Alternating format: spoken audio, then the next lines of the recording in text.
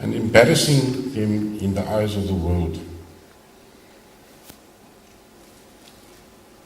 At that time, prisoners were not allowed to have newspapers and books, etc. So they never knew what was going on in the outside world.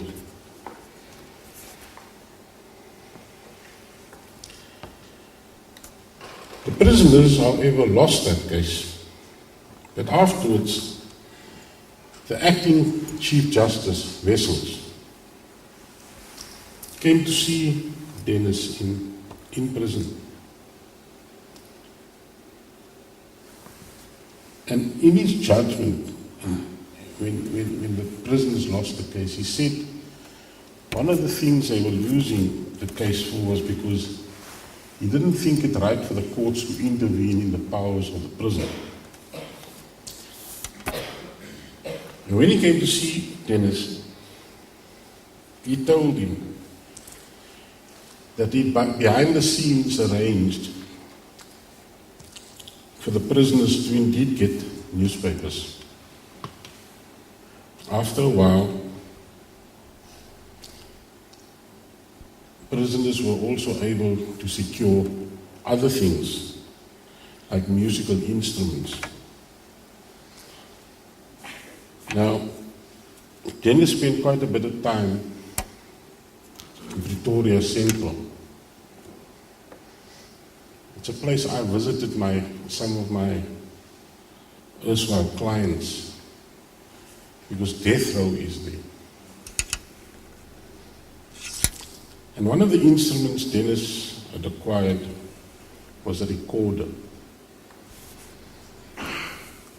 And legend has it that ever so now and then, the prisoners, thousands of them, would get into song every night. But in particular, when they knew that an execution was about to take place at 6 o'clock the next morning, they would sing the whole night. And the legend is that Dennis would play those tunes on his recorder. And some of those prisoners who didn't get executed and were subsequently released remembered that some years after.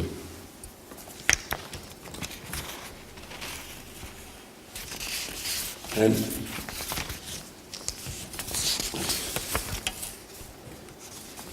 in 2009, he was awarded the National Order of Lutuli for his commitment to the struggle against apartheid and service to the people of South Africa.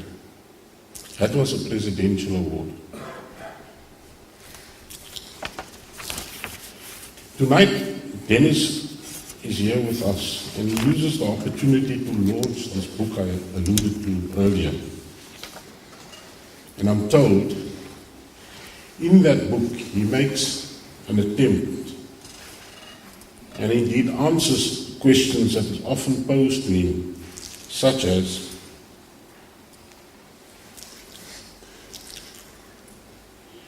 why did a young white man get involved to the point of risking his life for the freedom of black South Africans? What happened to his family? How can an armed struggle be justified? And why did black people accept him in the struggle? And how did other white people respond to his belief in a non-racial society?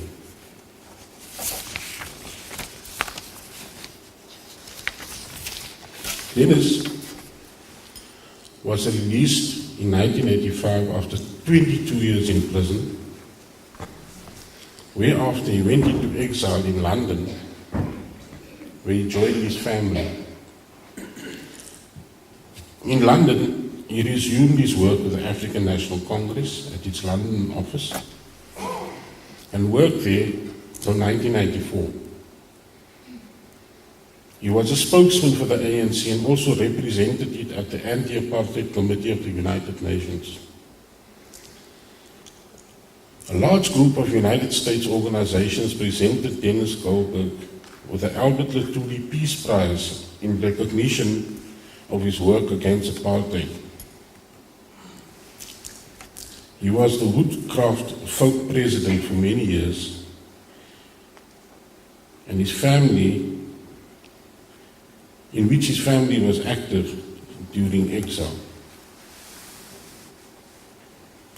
He held that position until it was abolished at his own request.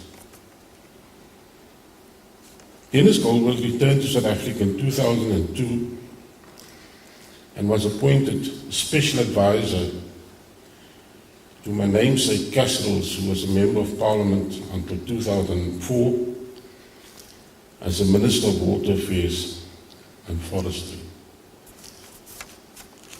Ladies and gentlemen, I just hope that you've noticed the trend of what I've read.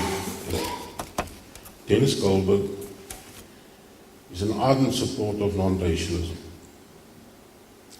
And that is a leaf I think all of us can learn from and maintain. The failure to maintain it is going to leave this country in a lot of trouble. I present to you Dennis Goldberg.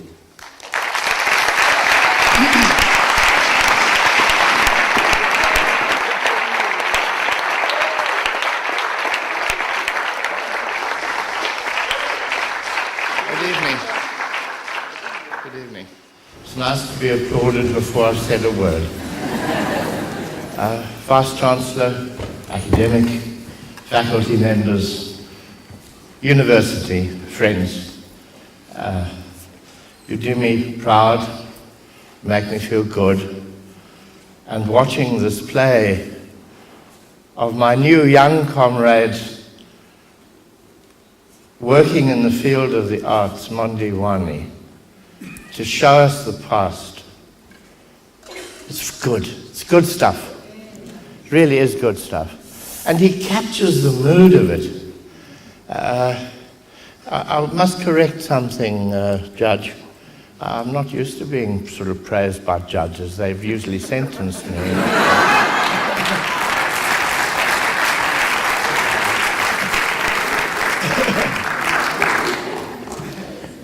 I've done some pretty good things in my life.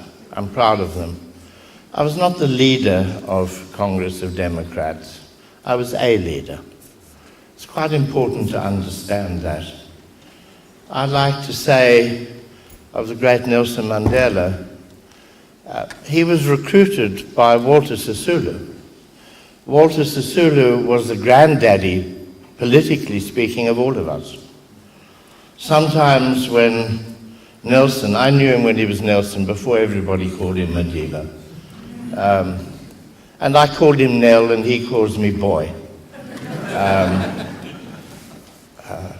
You know, like English schoolboys. Hello, boy. It's that kind of thing. He has a feel for that kind of, I don't know where this elitist streak comes in his life, but there it is. Walter was the only one who could say to Nelson, I think maybe we need to think about this again. Can we discuss it? Nelson, as you know, took the lead in introducing the armed struggle. And it was very hard to persuade our comrades in the leadership of the ANC and Indian Congress with the influence of Mahatma Gandhi's Satyagraha concept, a sole force, that you do not use violence. He used it in Indian passive resistance in South Africa and made it work in India, where 10,000 British soldiers and administrators could go home and leave India free, but where in South Africa 5 million whites, heavily armed, were not going to go home. South Africa was their home. And so we felt, a different approach. Nelson was very impatient with this. Walter was able to say and guide him, and I take this from Nelson Mandela's autobiography, The Long Walk to Freedom, to say, wait, let's think about it, let's see how we can persuade. And if we could persuade Chief Lutuli, who was a man of peace, then we will be on our way. And this is why Nelson was traveling around the country and got caught. The safe way of avoiding the police is to do nothing. But you can't do nothing, you have to act. I had this experience later, after I was released. Do you remember that we had a chief representative of the ANC in France, Dulcie September, was assassinated by a South African agent at her office door? The French intelligence services knew what was happening and they let it happen. The British intelligence services knew who did it and let them go. Because in the intelligence work, it's better to know who's doing things than to arrest them, then you've got to start all over again. I travelled the world speaking for the ANC, and wherever I went, people would say, "Aren't you afraid of being assassinated?" And I would say, "Well, you're my defence." We didn't have counterintelligence, we couldn't have. How do you match the forces of governments all over the world when you're a liberation movement? The people are our defence. They must make it politically not worthwhile for the apartheid agents to murder us in their various countries. That was our own defence. But we had to go on building the solidarity. So, I'm trying to tell you that the struggle isn't even over now. Judge Ronnie mentioned it. If we don't build a non-racial South Africa, we're in trouble. And we see in our freedom, I hate to say it, within my beautiful African National Congress, elements of people who, now that we're free of the overarching oppression of apartheid, somehow form groupings, ethnic groupings, ideological groupings. You can have this contract, but we'll have that contract. You've upset the president, your empowerment company is not going to get a contract. And there's often an ethnicity related to this as well. And it's no secret in the Western Cape, where I come from, that the legacy of racism, which was always much more than just simply white oppressing black. It was white, coloured, Indian, black in a descending scale of privileges and rights. And if you remember, this was finally expressed in the Republican Constitution with the tripartite parliament. White parliament, coloured parliament, Indian parliament, and for 75% of the people, the Africans, no representation. And this legacy continues. Once you had a three-chamber parliament, you had, forgive me if I upset people who became magistrates. We called them collaborators. What are you doing applying apartheid law for?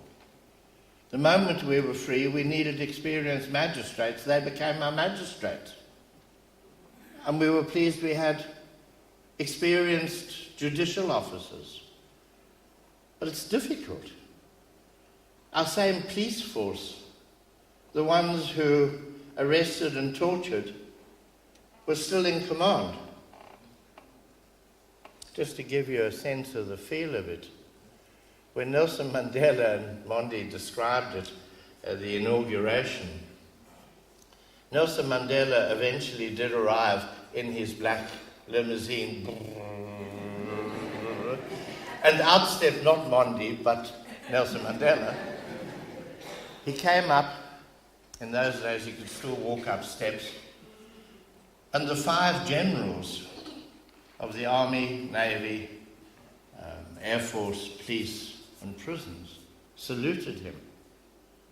And this was like the heads of the armed forces pledging allegiance to the president-elect.